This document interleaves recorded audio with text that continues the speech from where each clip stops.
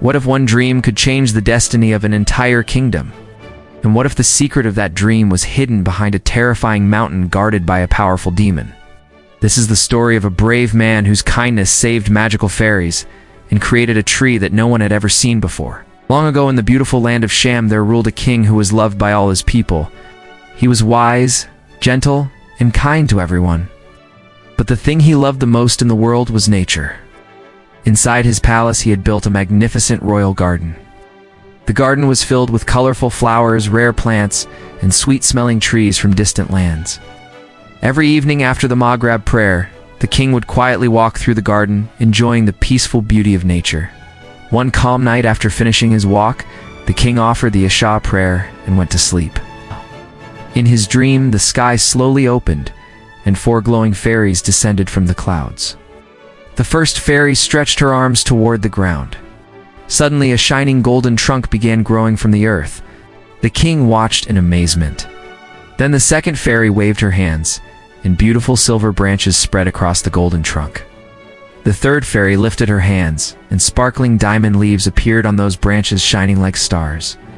The king had never seen something so beautiful. But before he could admire the magical tree, a strange, shadowy creature appeared. One of the fairies suddenly transformed into a bright red apple hanging from the tree. The creature climbed onto the branches and began eating the apple greedily. At that exact moment, the king woke up. His heart was racing. The dream felt so real that he could not forget it. From that moment, a deep wish grew in his heart. He wanted the same magical tree in his garden. The next morning, the king visited an old wise scholar who was known for understanding mysterious dreams. After listening carefully, the old man said, "Your Majesty, the 4 fairies you saw belong to the magical world near the legendary mountain of Kaf. But those fairies are prisoners of a cruel demon. Only if someone frees them will the tree from your dream appear in your garden." The king immediately announced throughout the kingdom, "Whoever rescues the fairies from the demon will receive great honor and treasure."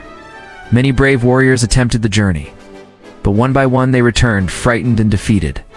The demon of Mount Kaf was too powerful. Among the king's court, there was a clever and loyal minister. He stepped forward and said, "Your Majesty, allow me to try." The king trusted him and gave his permission. So the minister began his long journey toward the mysterious mountain.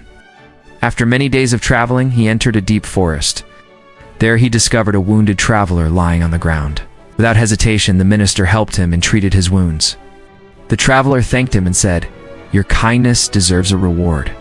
I will teach you a magical chant that allows humans to understand the language of animals. This may help you on your journey." The minister thanked him and continued traveling. Soon he reached a small pond where he saw 2 fish struggling on the dry land. "Please help us," one fish cried. "We cannot breathe."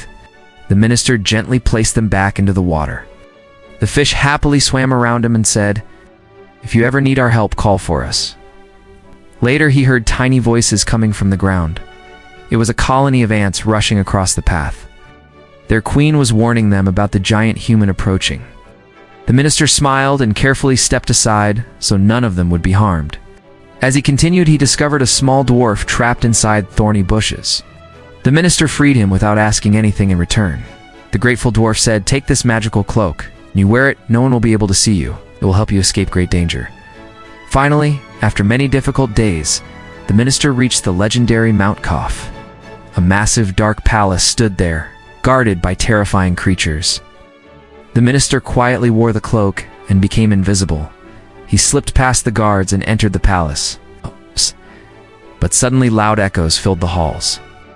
The demon had sensed an intruder. Soon the giant demon appeared with burning red eyes. The minister bravely removed the cloak and said calmly, "I do not wish to fight. I only ask you to free the captured fairies." The demon laughed loudly. "Humans are amusing," he said. "If you complete 2 tasks, I might release them." The minister agreed. The demon removed a golden ring from his finger and threw it into a rushing river nearby. "Bring it back before sunrise." The minister stood beside the river, worried. But then he remembered the fish he had saved earlier. He called for them. Soon the river filled with fish searching through the water. Before dawn, they found the ring and returned it. The demon was surprised but gave another challenge. He scattered thousands of tiny grains across the ground. For tomorrow noon, every grain must be placed back into these sacks. The minister wondered how this was possible. Suddenly, the ground began moving. Thousands of ants marched forward, led by their queen. Working together, they gathered every single grain into the sacks. The demon was shocked. But instead of keeping his promise, he laughed cruelly. "Did you really believe I would release the fairies?" At that moment, the minister realized the demon had lied. Quickly, he wore the invisible cloak and struck the demon with his dagger. The demon roared loudly before collapsing to the ground. The minister rushed to the dark dungeon and broke open the prison doors. The fairies were finally free. Grateful for his bravery, they lifted him into the sky and carried him back to the king's palace. To thank the king and the brave minister, the fairies created a magical tree in the royal garden. Its trunk was gold, its branches were silver, its leaves sparkled like diamonds under the sunlight, exactly like the king had seen in his dream. And the kingdom learned an important lesson. The kindness shown to even the smallest creatures can one day change the world.